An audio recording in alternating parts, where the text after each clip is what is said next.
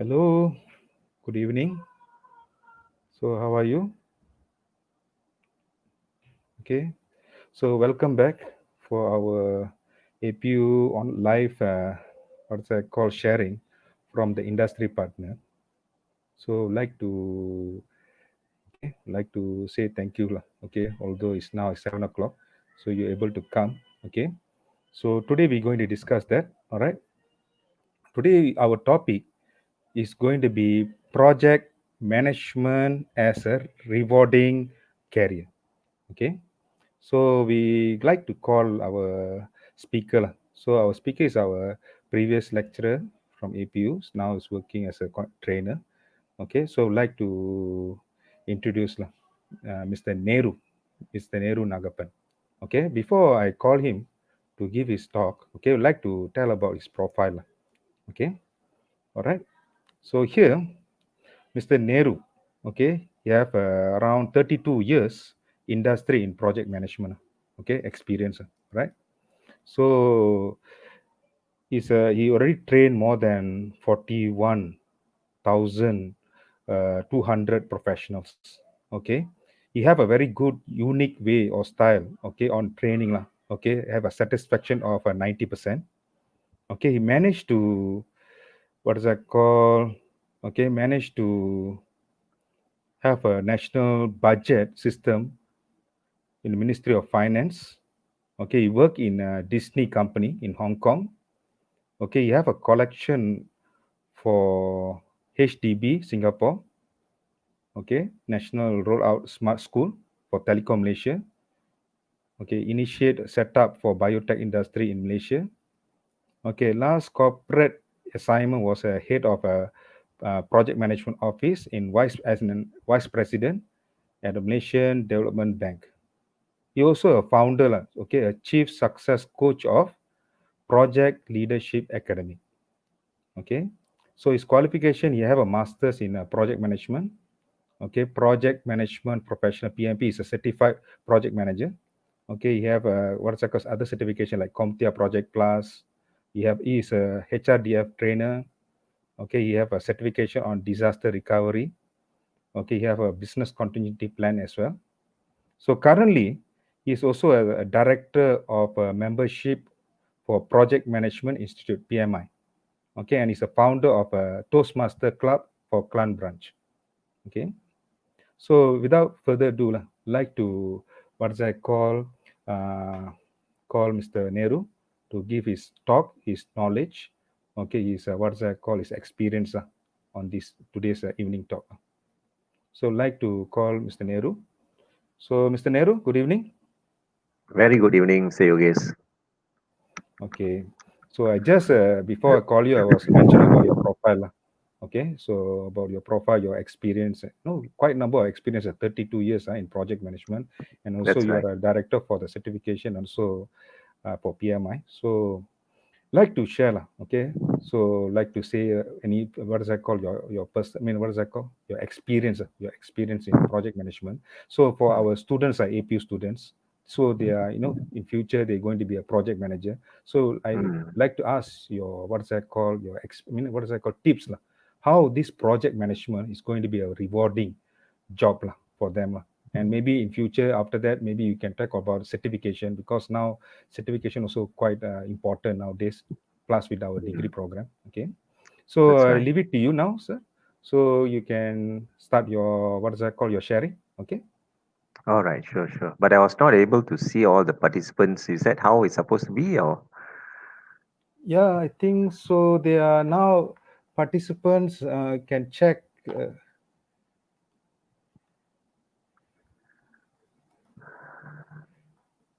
They are already live now, All right. so should be no problem. You are in live now, sir. Okay. Okay. Excellent, So excellent. maybe slowly they will come down. Okay, they will come to see the. It's a recorded version also. Maybe they may watch later as well. So no need to All worry. right. Great. Okay. Okay. Great, great, great. Okay. So, yeah, welcome everyone. Welcome to this particular topic, project management as a rewarding career. And it's not just a slideshow kind of thing. It's also more of sharing of my experiences throughout my journey in the last 30 years plus in this industry in project management. Some people say, if you're fixed in IT, you should be in IT project management throughout, right? But my background is a mixture. I'm from the various industry. Yeah, IT is one of them. Oil and gas is one of them.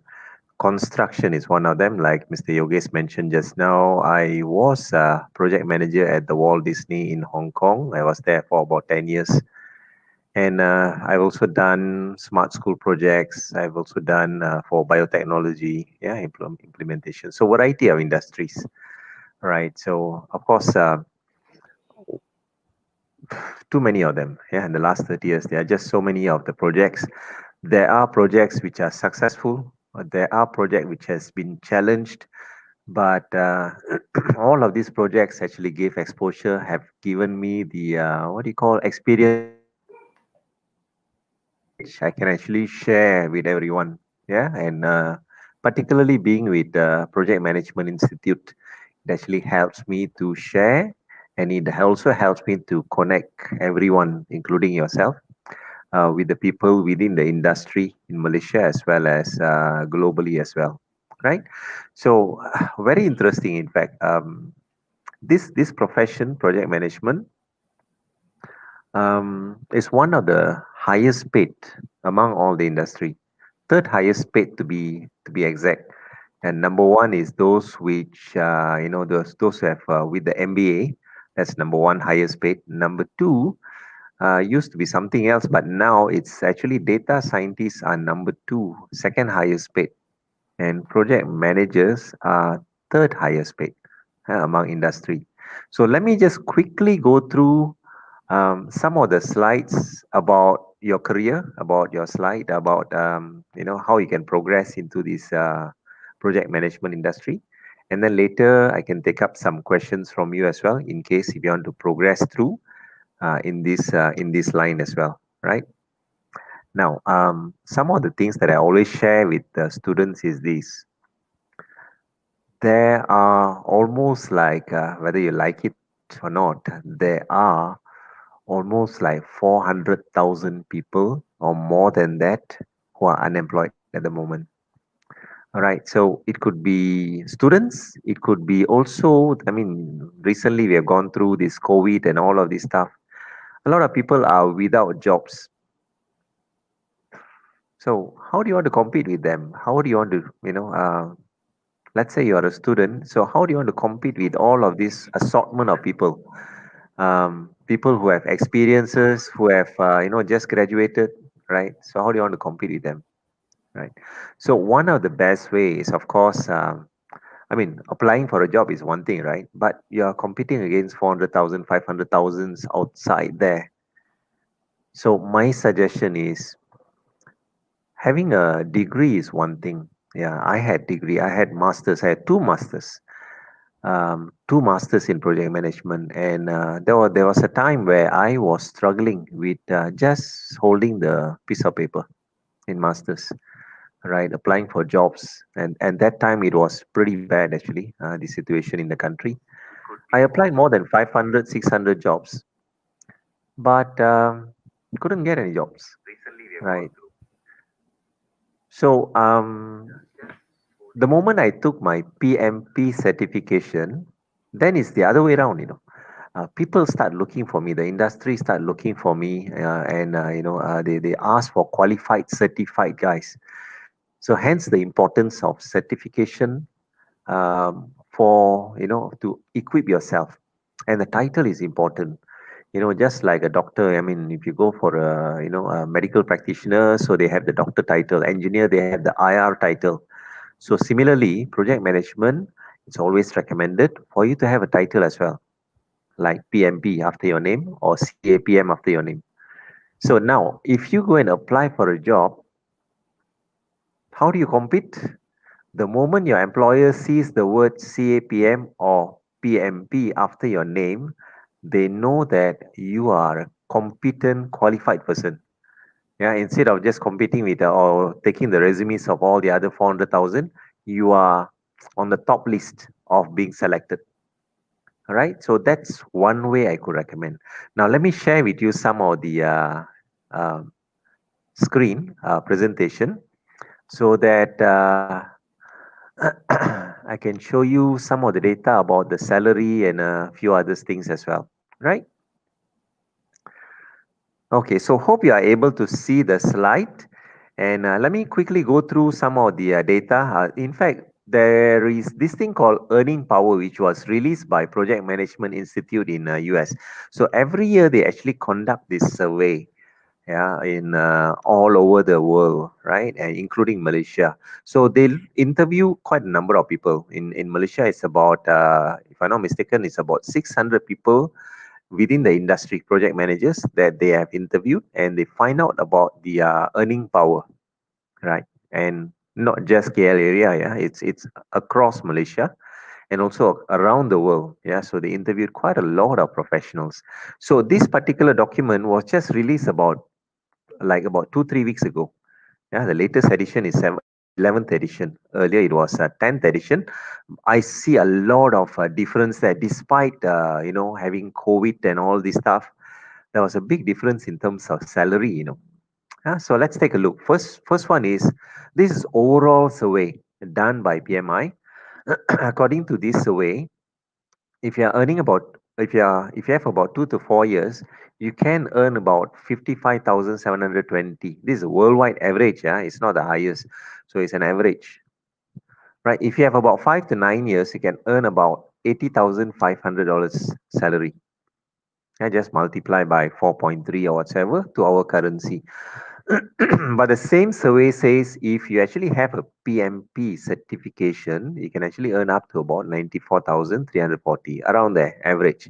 Right? So there's about 17% increment in your salary the moment you are certified, right? Because the demand is such. And I'll come to that demand later on as well. So here's some of the extract that I've done from that report, the salary report just now.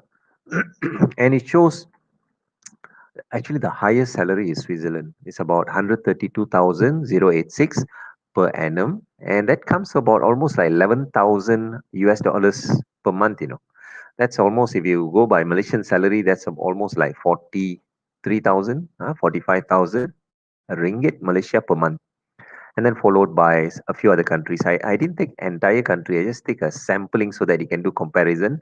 For those, there's a lot of people migrating to Australia and UK. So that's your salary range about 101,000 per annum. That's about $8,000 US dollars per month. Yeah, if you're talking about Canada, why I'm putting Canada here is because Canada, in terms of population size, is similar like Malaysia. So Canada, they are earning about $73,000 per annum. That's about $6,000 per month. Our neighbor, look at the huge difference there. Our neighbor Singapore is those project managers there. They can earn about 71,000, and that's about 5,900. Malaysia, the annual salary average, yeah, average is not the fixed number, yeah, average is about 36,000 US dollars. That comes to about 3,000 US dollars, 9,000. And if you ask me how many years experience is it, this is about only about 5 to 9 years. 5 to 9 years experience, you can get about almost like 10,000 ringgit already per month. Indonesia is coming up. Yeah, earlier survey, Indonesia was excluded, but in this survey, 11th edition, they included Indonesia. Their salary is about 2,400. India, those students from India, you can just compare yourself against the salary, average salary for India is about 2003. Pakistan is about 1,200, right? And in fact, according to that survey, the lowest among all the countries is actually Pakistan. But anyway, we cannot go by that, right? We have to look at the country's economic power and all of this stuff. Then we do the proper comparison, right? So pretty good. I mean, if I'm just looking at Malaysia, it's pretty good. So here's some of the information, additional information that I received. If you have about 3 to 5 years, yeah, you can earn up to about 23,000 US dollars. Anything less than three, we didn't count as part of the survey because that means you are lacking the experience, right? You can't do projects as a project manager. You can be a part of a team member. But for 3 to 5 years, you can even earn up to about 7,900, just within 3 to 5 years. That's quite high actually for a beginner project manager. But the moment you have a PMP, look at your salary from 7,900, you can jump to about 11,000 ringgit just for 3 to 5 years. Yeah, and if you look at 5 to 10 years, your salary can go up to about 14,000 ringgit. If you have 10 to 15 years, you can even get about 15,000. Actually, this is average. Yeah, let me remind you again, this is an average salary. You might be asking me how come there's only a $1,000 difference, but this is actually based on interviews as done during the survey. Yeah, but of course, I know some of the data because I speak with people in the industry. Those with 15 to 20 years, I mentioned here, depending on the role, because these people usually they are not project managers. They usually go higher level, maybe to the PMO level or a program manager or portfolio managers level. All right. So isn't 15,000 quite high for a salary? Okay, here's the thing. It's an average because we are looking at Sabah, Sarawak, and Perlis and Kelantan and all of this stuff, and we combine all of them together with the highest earning area like PJ, KL, and all this stuff. If you really look at the maximum salary, PJ, KL, Cyberjaya, Putrajaya, Penang, some of the experienced project managers can earn about 25,000. Some even earns about 50,000, 60,000. This is common. Yeah, this is common in this area, in this specific area. That's why I mentioned the 15,000 or whatever, the 20,000, whatever. It's a country average. All right, it's not a specific area. So in this area like KL, Klang Valley, Penang, their salary is much much more in higher demand.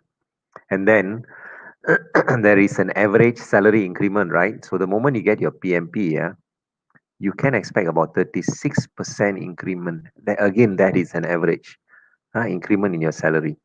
I know some people get almost like 100%. I know some people even got 200% increment. Of course, not within the same organization, but people within the industry are hungry and looking for people, looking for people with competent project managers management qualification, right? There's a big demand in Malaysia.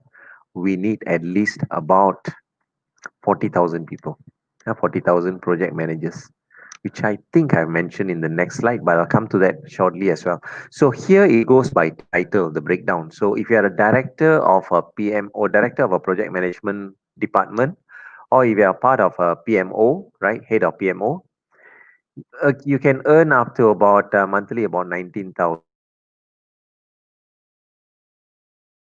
PMO before, much more higher salary, obviously, right? Because they go based on industry as well as goes based on location. Yeah, so it's much much more higher. So and this is a average salary nationwide.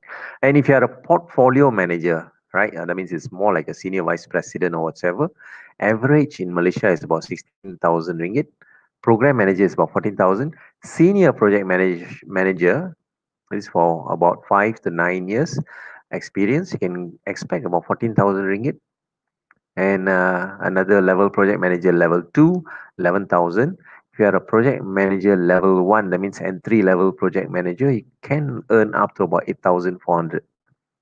Right? And for the supporting role, like example, if you are a consultant or whatever, you can earn about 10,000 ringgit per month. If you are a consultant, like in maybe in the advisory role, right? Not so much of a specialist, but more of a maybe support or team lead. You can earn about 9,800. So this is pretty good range, right? So as I said, it's one of the highest paid in the industry. So let's take a look at another level of data again as part of the survey. The more higher your education is, the more higher your salary would be. All right. So, for example, if you have a high school degree, maybe about the average salary is about 136. If you have about a 4-year college degree, so your range could be about 166. And if you have a master's, it could be about 177,000 ringgit, right? So this is in ringgit. So just divide by 12 to get your number. Yeah, PhD, um, from all the number of people they interviewed, there was only 1% or 5 people who was interviewed. And so, of course, they cannot be included here because most of them are academicians. They're not, like people who are contributing towards the industry or working towards the industry as a project manager. So if you go by industry, you just take a look at or choose your industry, which one you're looking at. So for example, let's take a look at IT. If you're an IT project manager, you can earn about 167,000 ringgit. That's pretty high, isn't it? Just divide by 12. That's the number you can get. This is in ringgit Malaysia as well. If you are looking at, let's say, banking, financial services, can go up to about 174,000. And again, this is average, not the highest, yeah. Again, depending on the location, you can get more higher than this. So here's a number for overall, yeah. So total number of project management professionals around the world. That's actually it's not 1.1. It's much more higher than that now, right? So it's almost like 1.2, 1.3 kind of thing. And the number of PMPs in Malaysia is about 3,800, right? That's our number of PMPs. CAPM is another qualification. It's called Certified Associate in Project Management. So there's only about 231 of them. You can actually try, if you want to go for CAPM. PMP is a little bit more challenging. It's more for the experienced professionals. RMP stands for Risk Management Professional. ACP stands for Agile Certified Professional. SP stands for Scheduling Professional. PGMP is higher level, is for Program Management Professionals. And PFMP stands for Portfolio Management Professional. There's only two of them in Malaysia. And PBA stands for Business Analyst. These are the certifications that's being churned out by PMI, right? In US, based in US. So total in Malaysia, surprise, surprise, we only have 4,000 certified people, right? For 4,000 certified. Not enough, not enough. We need about, in Malaysia, we need about at least 40,000, right? There's a big demand. People are calling us in PMI, asking for project team members, asking for competent project managers. And yeah, so there is a shortage. In Canada, for example, as I mentioned, Canada has a similar population size, right? They have almost like 70,000 PMPs. Yeah, and look at us, we only have about 3,800 PMPs here in Malaysia. Yeah, so similar population size. All right, so that's the kind of demand in Malaysia. Yeah, and of course, just now I mentioned Switzerland, New Zealand. These are the top countries where project managers are needed. Some countries like Canada, they even put the criteria. If you have, project management professionals or whatever, they put that as part of the criteria for your visa application as well, PR application, right? So because you just take a look at New Zealand. I mean, there's a lot of natural disasters there, earthquakes, and they need project managers to recover and reconstruct the infrastructure, right, in that country. So yeah, good opportunities there for you as well. All right. So here's some information if you want to be a member, right? So you can always register here. And I'm not selling this obviously, but if you want to be part of the industry, you don't have to go for exam or whatever. But if you want to be part of the network of all the professionals in the country, be a member. And then since I'm the director of membership, I can connect you to all the project management professionals in the country. But if you are going, so membership is only 159. But if you are a student, the price is much, much more cheaper rate. It's only US 32 US dollars only if you are a student.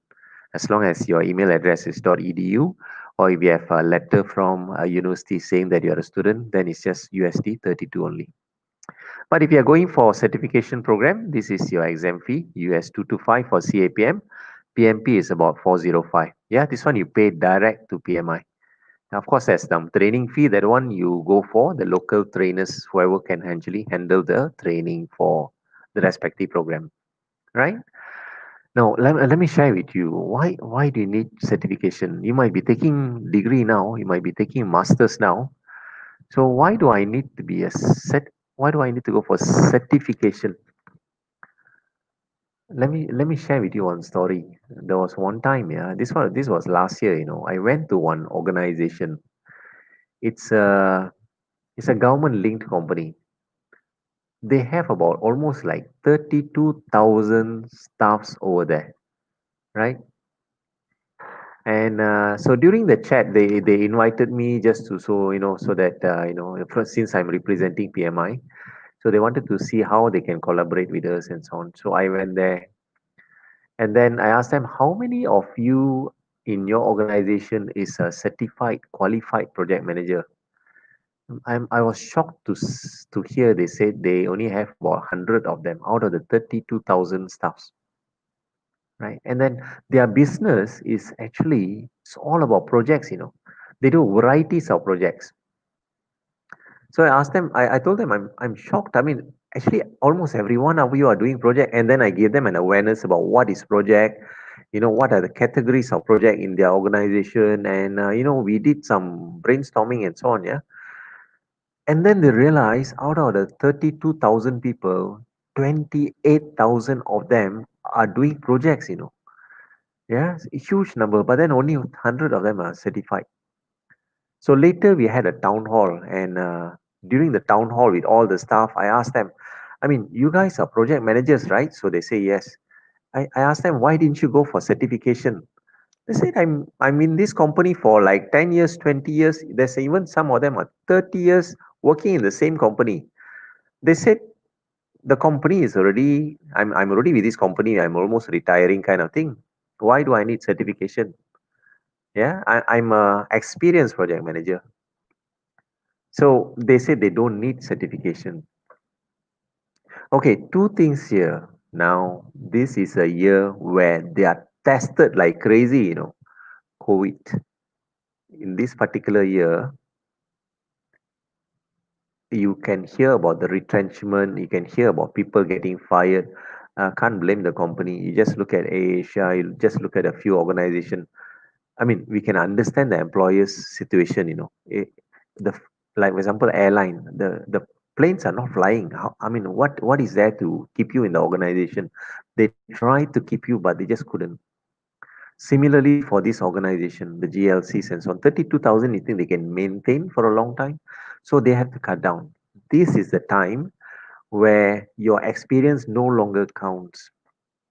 They look at your competency. I have a video for you. All right, not on project management, but let me show you the difference between a skilled and qualified certified people as well. All right, so this is for dentists. Dentists got two types of professionals. One is the professional, truly professional dentist, and the one that I'm showing you in the video is a street dentist. Right, this whole video is actually from India, and they have shops along the street, and they pull the teeth, or they do all the dental related work, just as a profession, right? So let's take a look. This guy, let's take a look at the first video first, how he actually performs his dental surgery. So yeah, massage your head, yeah, sprinkle some water, yes, stretch your neck. All right, so all massages are going on there. I got background noise as well. Take a plier and then just pull out the teeth just like that. One, two, my gosh, three, four, five, just like just like that, and then just chuck in the cotton there, and yeah, done. Yeah, yeah, so close the mouth. All right, done. Fantastic, isn't it? This is dental surgery. Now, my question to you is this guy qualified to do this job? He is, right. I mean, he is able to do it because he has experience. Let's take a look at the next other video, not this one, the other video. This one is the one that you commonly go to.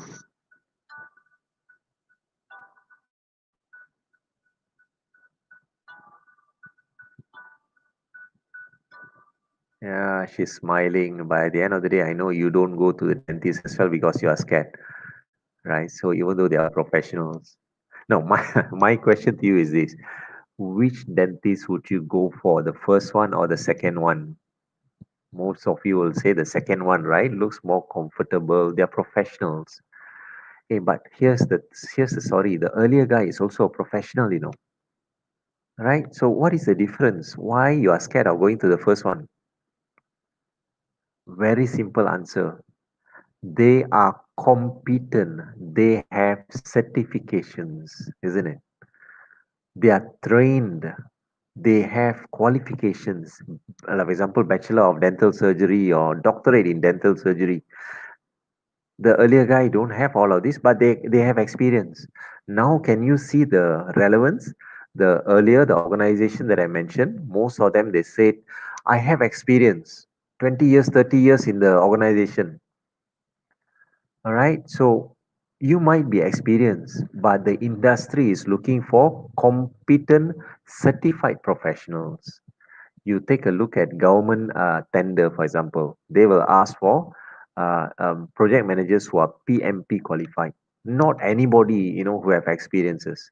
And seriously, they have these ego issues, saying that, hey, I've done 20 years experience, I know what I'm doing, kind of thing. But when I do an audit on them, their first step is itself is wrong, yeah, in terms of processes, because they are going based on their own experiences rather than the industry practices, right?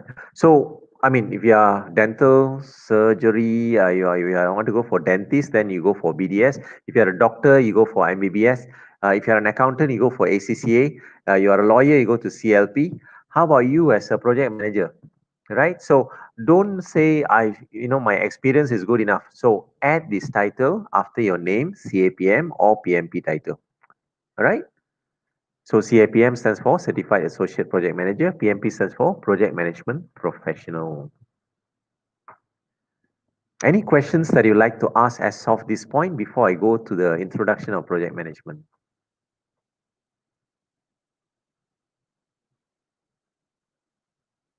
Okay, so we can also have a Q&A session later on as well. Let me start with this introduction of project management. What is it all about? Of course, project management is a big topic. Yeah, it's a big topic. I usually teach this about 3 days to 5 days kind of thing. It's a huge topic. So now I only have about 5-10 minutes to cover the introduction of the project management. Here's the thing.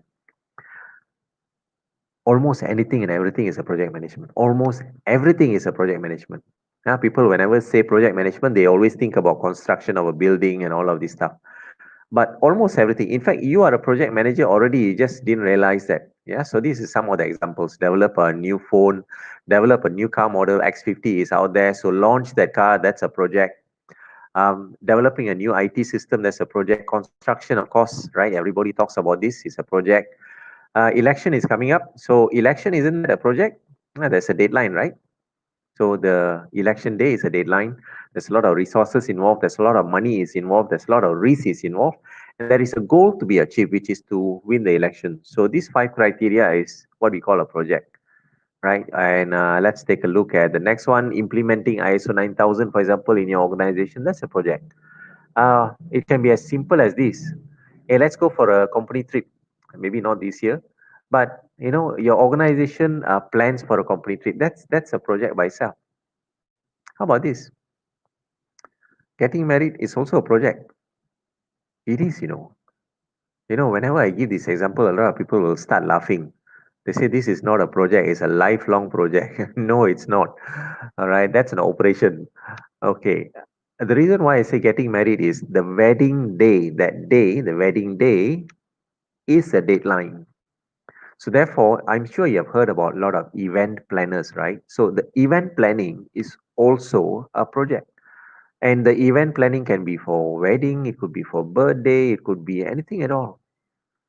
Yeah, some students last time when I was teaching in APU, right? So I asked some students, are you all doing project? They say, no, Mr. Nehru, we are just students, we don't do project. Then I asked them, aren't you doing final year project? Your FYP, isn't that a project?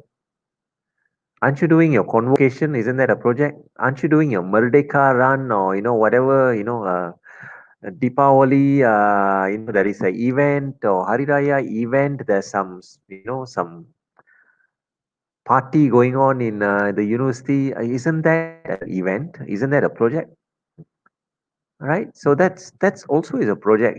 If you really look at it, if the best project manager is your mother. Every day there's a lot of planning involved in projects. So these are example of project. That's why I said almost everybody is involved in projects somehow. Yeah. So there's a lot of failures in project as well. If you really look at the numbers, those days used to be about 60% failure. That means 100 projects that you do, 60 of projects will fail. Nowadays, the numbers is a bit reduced. It's almost like 30%, which is still not good. Why?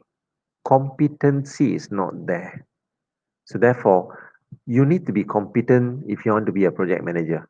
The reason why we are doing is project management is simply because when you are given a deadline, you must finish the project within deadline.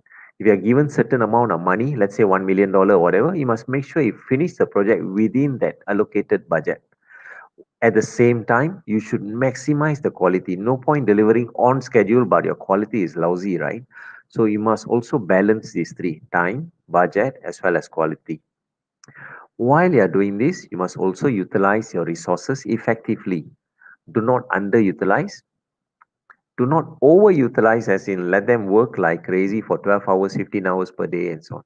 So you must manage your resources properly. At the end of the day, whatever projects we do, we must make sure we add value to the organization as well. Right? So now let's talk about yourself, your role as a project manager. Your job is not to do things. The person who is doing things are the person who are responsible or executioner. Your job as a project manager is to lead. That means you must have a team of people. You must motivate them. You must inspire them. Yeah, you must get things done through them. So throughout your life, I suggest, yeah, there's a lot of skills that you got to upgrade in. So the one mentioned in the slide there, you can see leadership skill, team building skill, how to motivate, inspire your team members so that they get things done for you. The proper way of communication. Communication, there's three components.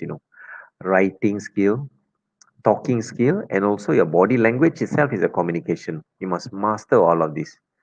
How to influence your organization, your bosses, that's a skill. Making instant decision making skill, that's a skill by itself. Negotiation skill, coaching skill, conflict management, there's a lot more. There's almost like 30, 35 skills that you need to enhance. How do you master all of this within next year? No such thing. This is lifelong journey, right? So continuously improve yourself, yeah, in all of these skills as well. So that is project. So let's talk about what is project management. So project management is an application of three components. One is knowledge, the other one is a skill, the other one is tools and techniques. So what does this mean? So knowledge, you see, the reason why I put a warrior's photo here and also war-related photo here is applicable for these three words: knowledge, skills, and tools and technique. When you go for a war, you cannot be in the halfway, in the war. You cannot just, refer to some war-related books and the art of war or whatever, yeah, and then say, hey, okay, what shall I do during the war? You can't do that. Yeah, so your mind must be equipped with the right knowledge when you are entering the war. You must be an expert. So therefore, when you are doing project, you must be an expert. That means you must have all the knowledge related to project management, which I'll come to it in the next slide. Next one is skill. Again, just now I mentioned a lot of skills, right? A lot. This is lifelong journey. Even now, I'm actually still learning skills. But here's my recommendation. Prioritize the five skills. What are the five skills? Number one, leadership skill. Number two, communication skill. Number three, problem solving skill. Number four, negotiation skill. Number five, influencing skill. These five, take it up as a priority. You will definitely use this in every single project. The others can come later on, but as a priority, I'm not saying the others are not important. It's important. Top five is this. Next one is tools and techniques.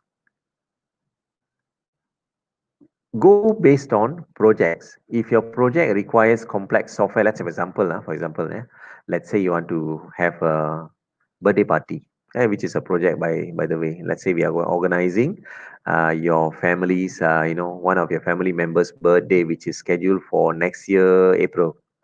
Yeah. Now I can plan all my activities just using Excel. That's good enough already. But if you are constructing a building, is Excel the right tool? Yeah, Excel is a tool, but it's not the right tool for constructing a building, right? So you might want to use Primavera or Microsoft Project, those kind of things. So there's a lot of tools are available outside there. Work breakdown structure, risk register, project charter, Gantt chart, network diagram, thousands of them. Yeah, thousands of them. Right. So you must know and be aware of all of these tools as well, right? When you're going for your war. So if you are talking about war, when you go for a war, there is this thing called war formation, right? This is tools and techniques, right? So you must have the right war formation to attack your project, your war. Yeah. So that's project management. Now the process group. Just now I spoke about knowledge, right? So here's the knowledge. So knowledge, there's three things that you got to know, or the magic number is 5, 10, 49. 5, 10, 49. Here's the five.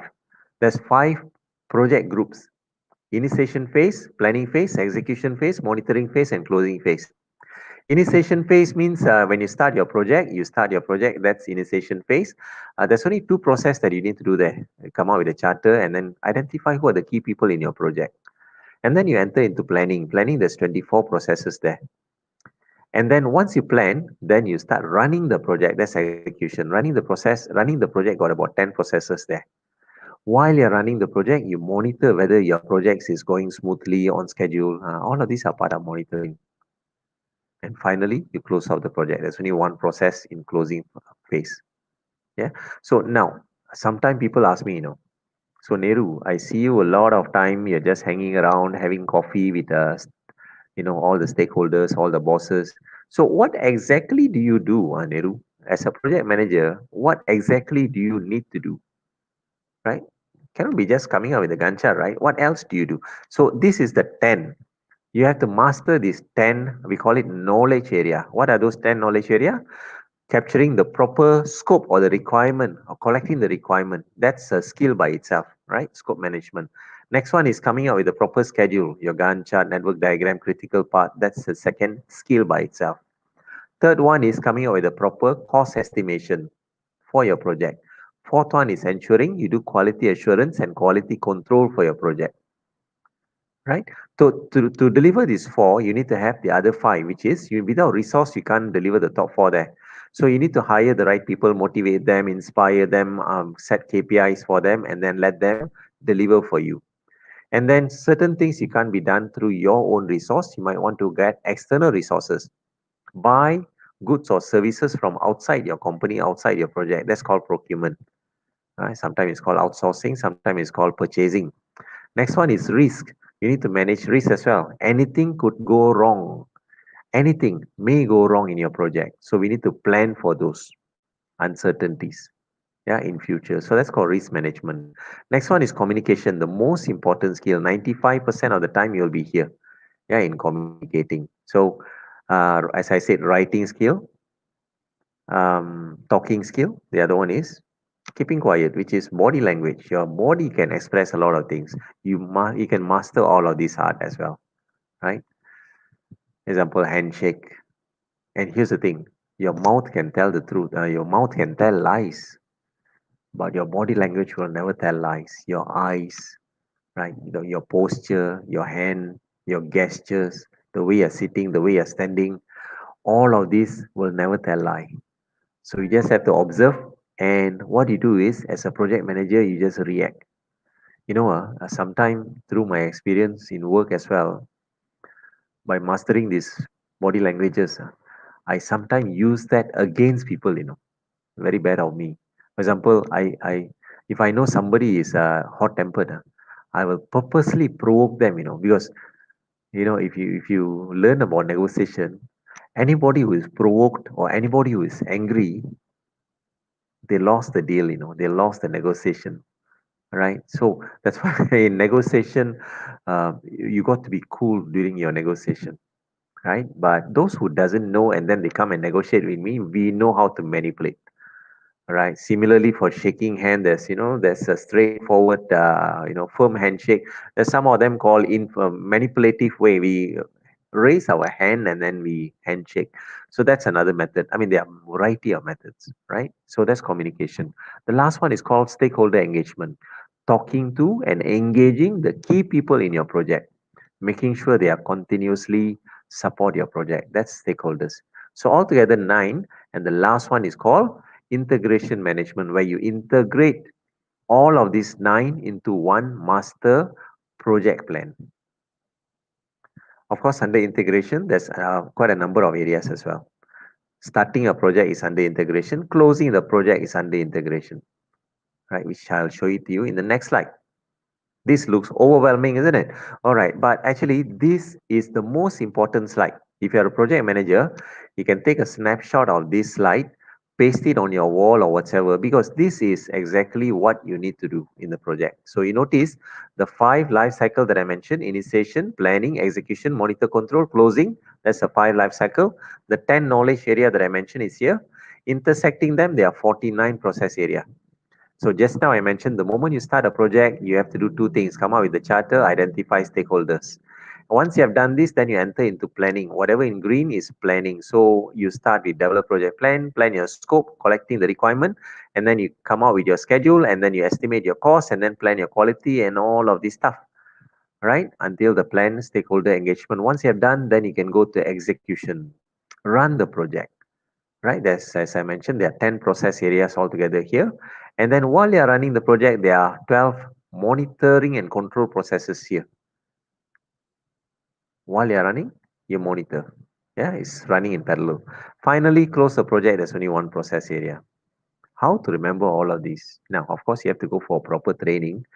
I don't expect you to suddenly master all of this in just 5, 10 minutes kind of thing. But I've prepared a video for you, right? In case if you want to learn about this project management and how to remember all of these five life cycle, 10 knowledge area, and the 49 process area, you can actually go to YouTube, search for this word called my PM Genie, my project management genie. That's my YouTube actually, where I give a lot of videos, right? Because sometimes it's short of time like this. Sometimes I can't explore, so you can learn on your own. So go to this YouTube and then you can learn a lot of videos from there, right? Of course, I want to be as famous and Sugu as Sugi and Pavitra as well. So please make sure you subscribe. Click the subscribe button, so that will help me out a little bit for sharing this knowledge with you. And yeah, make use of that videos to learn. And one last slide before we end the session is I mentioned about certification, right? So certification is important. Um, while and again, this is part of your employment as well. Being in PMI, Project Management Institute, a lot of people actually do ask me how can I get a job and so on. So there's a few way. I give you some tips if you want to get yourself to be employed. One way is, of course, you can get Job Street and a few other job sites, right? But sometimes you don't get jobs there simply because you need to pay for the or subscribe to their services. A lot of people are not aware of that. Yeah, so that's one way anyway. The other way is networking is important. So use channels, like for example myself, right? So use myself as a bridge between yourself and project management industry, because I'm exposed to all the people within the country and the project managers as well as people who are decision makers in project management. So you can actually be part of this industry, right? So I will hook you up. Just be connected to me either through phone or through my WhatsApp, or go to my LinkedIn and add myself in the LinkedIn, because I have about 11,000 connections over there.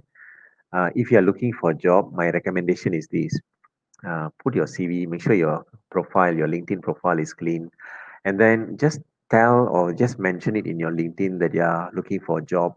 This is your qualification or whatsoever, and tag me. Yeah, tag me. So when you tag me, at least my network, most of them are decision makers, not just in Malaysia, it's around the world as well. So they will take a look at my post or whatever that you tag me. Yeah, they will also see the thing. There's chances of them looking at your profile as well, right? So make use of that as an opportunity for you to get hired. And of course, the other one is, as I mentioned, be part of this project management institute in Malaysia. Be part of the network, right? And I can add you in the WhatsApp group for project managers, and you can get exposed and get connected to all of these project managers as well. So speaking of which, I'm also planning to do this certification for project managers, certified associate for project managers. PMP is a little bit more different level. Yeah, PMP is for you must have at least 3 years experience in the industry, right? Otherwise, you can't take the PMP. And there's a lot of changes that's happening for PMP as well next year. So therefore, it's not ideal for you to go for PMP. I would strongly recommend going for Certified Associate Project Manager certification. It carries the title CAPM after your name, right? As I mentioned, it's very, very valuable because when you are going and applying for a job, it makes a huge difference between you and the 400,000 people that I mentioned applying for a job, right? Because you are qualified, competent professional. Yeah. So I'm planning to do this somewhere around January. So, and but the thing is, I need to work with APU corporate training as well. For those APU students, yeah, I have to work with corporate training and in determining the dates, right? So, but it's going to be somewhere around end of January. Yeah, that's the plan. But if you like to express your interest for this certification, just scan this QR code, add yourself. This is actually a WhatsApp group actually. Add yourself in the WhatsApp group. Because currently there's about 60 of them already there in the WhatsApp group. They are planning to go for CAPM in January. It will be a virtual training anyway, right? And then we can from there we can actually communicate because we can't communicate, we only have 5 more minutes. We can't discuss too much about this, but in the WhatsApp group we can actually discuss a bit more detail. If you don't have the QR code, you can actually just type this link bit.ly/mypmgenie CAPM, all in capital letters, and then uh, and then from there we can actually discuss. This will add you into the WhatsApp group, right? And then we can actually discuss further about the CAPM. Yeah, again, remember the date is currently tentatively it's end of January until it's finalized. That is for APU students. For those who are non-APU students or public, all right, so feel free, you can inquire with me. Again, use the same code, and then from there we can actually discuss, in terms of dates, in terms of pricing and all of this stuff. All right, so that's the end of my session, sharing session. But there might be some areas that I might not have answered, or something that's lingering in your mind that you want me to clarify.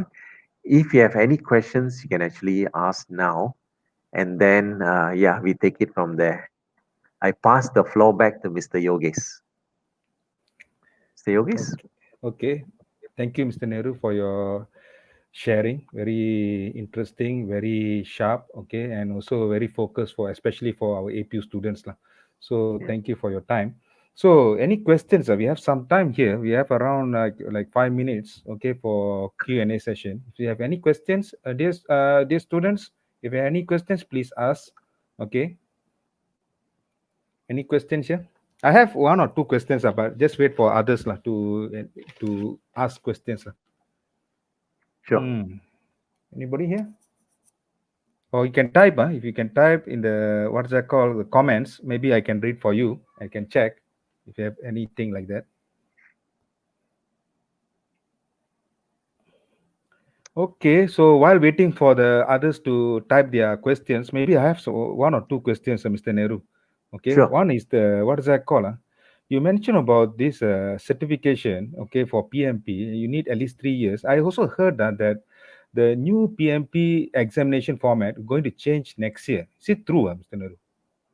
Yeah, actually, it's It's a transition period because there's two things happening next year. One is in January, the exam structure is changing on January 2. So that's why I told everyone, all the participants, for those who are planning to go for PMP, don't do it yet because um, it's like whatever you learn now, it's actually from the book called PMBOK Guide, Project Management Book of Knowledge, Body of Knowledge, right?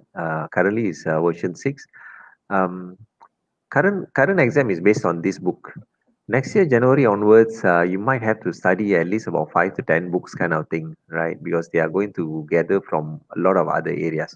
They want to focus on leadership as well. They want to focus on agile as well, starting from next year, right? So that's happening in January, and then possibly in quarter 2, PMBOK 7 will be introduced.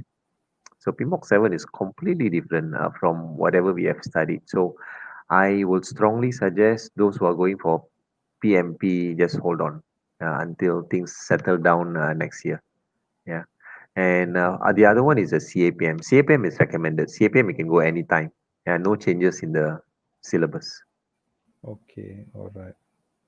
But talking about this, what is that called? Just now you show the, the knowledge area versus the process. What is that called? Group. Look like Mm. just now you mentioned also too overwhelming. So is there any tips or ways or not to remember? Okay, especially who are going to sit for the exam or going to take the CAPM. What is that called? Certification. Look like too difficult to remember, lah. Okay, is there any Yeah, right. any? Understandable. Actually, that's what all the students will say, right? All my participants as well. Even in the those who are experienced, they find it challenging. Two perspective from this. Number one is if you are, let's say, a student and you are trying to remember all of this in preparation for going for exam. Just now I showed one link, right? A YouTube link. That one has a proper way of memorizing the all the 49 process areas, right? Hmm. But here's the thing. There's a lot of people who are working as well. They'll be asking, Mr. Nehru, do we really have to follow all the 49 processes? So, from a practical perspective, like for example, in myself, when I do huge project, Mr. Yogesh mentioned about the Disneyland project, those kind of projects, like multi-million dollar, projects and so on. Yeah, we have to follow the process, and then on top of that, we have to tailor some industry-specific processes. But if you're doing small project like wedding project or some events or whatever, no need to follow these 49 processes. Just simplify them. But at least it shows you some guideline. That's why it's called Pinboard Guide anyway. It's just a guideline so that you know what exactly needs to be done. But you don't have to follow all of them. That's from a practical aspect, lah. But from an exam perspective, yes, you have to remember all of them. But the video that I've shown in the YouTube, that one teaches you about memorization technique, more easier way. So the YouTube name is My PM Genie, eh? My PM Genie, that's right. Just Okay, put it okay, in the search button. okay. I'll do that, sir. Okay, there one student, I think one participant from the Facebook, All Maran right. Narayanan. He just Hmm. mentioned, I don't have any experience in project management. Can I still go for CAPM? No, definitely. So CAPM is not for those who have experience, but you must have something. You must have a diploma at least, right? So diploma. that's the only criteria. At least you must have a diploma, then you can go for CAPM. The other criteria is you must attend a training, 23 hours training, which is the one that I mentioned I'm organizing in January. Okay, Attend that training, plus with your diploma, you can sit for your CAPM already. okay, all right. Okay, any other questions? I see Mr. Maran here. Okay, How so tough is the exam? That's what Maran going to ask. CAPM one is pretty straightforward, easy compared to okay. PMP. PMP is a bit more challenging. PMP, that's why it's more for the people who are experienced. It'll be scenario based. In this kind of situation, what do you do, kind of thing? That's a PMP question. CAPM is all textbook questions. Okay. Another one is the what is that called? talking about just now you mentioned, okay, now people are been retrenched and so on. Okay, Mm, so people are looking for, just now you said you can approach you, okay, on the what is that called? People who are who are looking for job right. and so on. So can you repeat that answer? What maybe Sure, sure. some people who are maybe they are still looking for job. Maybe you can help them to connect the people or something like. Yeah, that's my duty. Being one of the director at PMI, actually I do a few things. For those who are aiming to go for PMP and CAPM, I do have a WhatsApp to help all the students, right? Where when I say student means, as long as you are going for PMP or CAPM, I will add you inside there. What you do is there's a lot of them who are similar, likewise going for the exam as well. And then you can form your own study group, discuss together, meet up somewhere or whatever. It's free flow, right? So you discuss and then study together and go for the PMP exam. Yeah, that's one way. When it comes to jobs, I have other WhatsApp groups as well, regional based. Yeah, East Malaysia, there's one, Southern, there's one, Northern, there's one. Uh, Klang Valley itself, I got so many WhatsApp groups where all the members, PMI members, are there. There's You can use the WhatsApp for multiple reasons. For some of them, most of them are employers there, right? Senior guys. So if you're looking for project members, in fact, they do ask that question in the WhatsApp, whether do I have any competent resources or not. So that's where I do the matchmaking as well. Yeah. So I tell them, yeah, I do have resources. Here are they. And it's also the other way around. Sometimes people looking for job. So I will tell them just post it in the WhatsApp because all the employers are there.